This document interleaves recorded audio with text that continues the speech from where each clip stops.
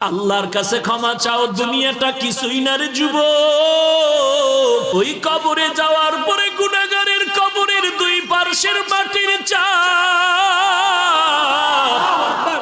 পাজরের হাড় চুরমার হয়ে যাবে। একটা নয়, দুটো নয়, 70 থেকে 99টা সাপের কামড়। কবরের ভিতরে জাহান্নামের আগুন। এরে বান্দা, এখনো কি আল্লাহর রাস্তায় ফিরে আসবি না?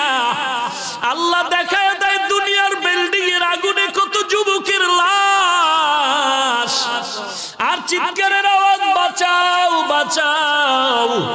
একটু চিন্তা করে দেখ, যখন আগুন লাগছিল শরীরের মধ্যে তখন ওদের কেমন লাগছিল, অবস্থাটা কেমন হয়েছিল। ওরা যখন আগুনের মধ্যে সবাই জানালা দিয়া হাত দিয়া কয়, কে আছো, আমাদের বাঁচাও।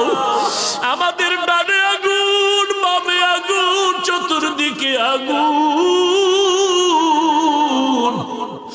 এই দুনিয়ার আগুন থেকে হাজার হাজার হাজার তাপের মাত্রার আগুন হবে জাহান্নামের আগুন। এরে যুবক, পায়ে হাত রেখে বলি, পাও দুইটা আগাইয়া দাও। আমি তোর পায়ে ধরে বলি, আর গুনাহ করিস না রে যুবক, আর গুনার পথে যাইও না। নামাজ পড়ো, পর্দা করো, মা বাবার খেদমত করো, আল্লাহ ওয়ালাদের দোয়া নিয়ে চলো। আল্লাহর কাছে ক্ষমা চাও, দুনিয়াটা কিছুই না রে যুবক। পায়ে হাত রেখে বলি, এই যে বন্যা হয়ে গেল কয়েকদিন আগে, কত মানুষ বন্যায় মরে গেল। ঢাকার শহরে গাড়ির উপরে গাছ পড়লো, গাছে আঘাতে গাড়ির মধ্যে মানুষ মরে গেল। এরে বান্দা, এখান থেকে ঘরে যাওয়ার কোনো গ্যারান্টি নাই। আবার রাত্রে বেলা ঘুমাবি, ভোরবেলা উঠার কোনো গ্যারান্টি নাই। পায়ে হাত রেখে বলি, রে বাবা, তোর মতো যুবক স্কুলে পড়ে নামাজ ছাড়ে না, তুমি কেন পারবা না? তোমার মতো যুবক চাকরি করে নামাজ ছাড়ে না, তুমি কেন পারবা না?